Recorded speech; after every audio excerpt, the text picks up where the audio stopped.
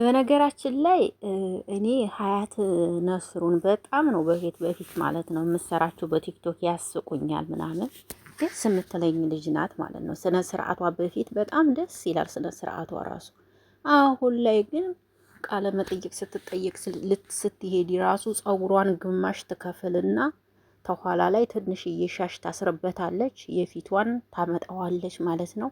አሁን እንዲሁም አሪፍ ልብስ ለብሳለች። እውነት ለመናገር ባይሆን የሆነ ጊዜ የለበሰችው ልብስ ተጉልበቷ በላይ ማለት ነው። ተጉልበቷ በላይ እንዴ!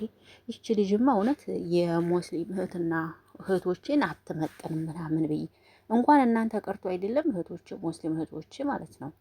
እኛም እኮ ክርስቲያኖች እኮ የተገላለጠ ልብስ ለብሳችሁ ውጡ እኮ አይልም። እኛ በራሳችን ፍላጎት ነው እንጂ የኛም እምነት ተገላልጣችሁ ውጡ አይልም። እውነት ለመናገር አይልም። የኛም ግን እኛ ነን ማለት ነው። የኛም እምነት ሱሪ ልበሱ፣ የተገላለጠ ልብስ ልበሱ አይልም። እውነት ለመናገር እና ይቺ በጣም ጎበዝ ነበርሽ በፊት። አሁን አንዳንዴ ዝና ሲኖራችሁና ታዋቂ ስትሆኑ በጣም የምትሆኑት ይጠፋል ማለት ነው። እና በዚች ልጅ ነው እኔ ያየሁት። ታዋቂ ስትሆን ያሚያም ሀያት ሲሏት ጭራሽ በቃ ዞር ብለሽ ብታስብ ኑሮ እዚህ ቦታ ላይ ከፍ እንድትይ ያደረገሽ የያሹ አምላክሽ እንደሆነ ብታቂ ጥሩ ነበር። የያዝሹ ፈጣሪሽ ነው እንደዚህ ከፍ አድርጎ ዝና የሚሰጥሽ።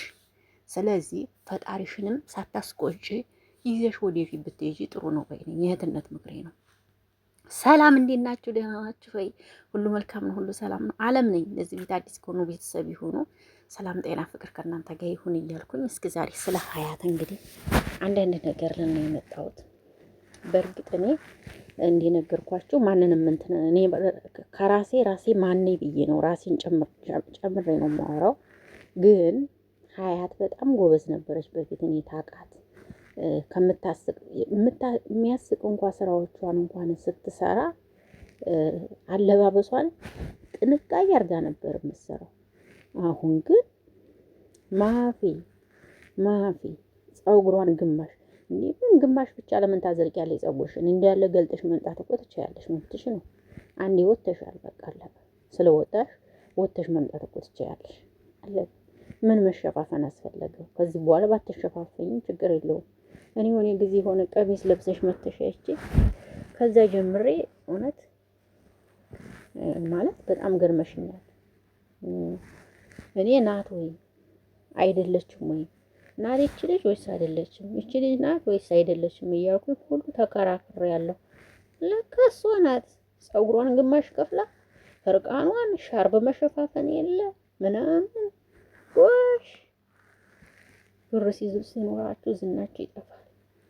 እውነት ነው ለካ ሲባል እኔ ውሸት ይመስለኝ ነበር። የሆነ ታዋቂና ሀብታም ስትሆኑ በቃ ሁሉም ነገር ልባችኋል፣ ይጠፋባችኋል። በቃ እንደዛ ነው።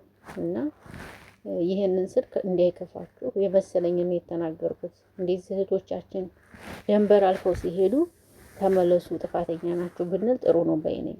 ተከትለን በርቱ ጀግኖች እያልን ከምንሄድ ይልቅንስ እንደዚህ ደንበር ሲስቱ ስታችኋል ተመለሱ፣ ይሄም እንግዲህ እናንተን አይመጥንም፣ ጥሩ አይደለም ብንል አሪፍ ነው በይነኝ። እንዴ እውነት ለመናገር እንደዛ ካልሆነ ግን ከባድ ነው። ይቺ ልጅ በዚህ መልክ እኔ አላያትም ብዬ አስብ ነበር እውነት ለመናገር።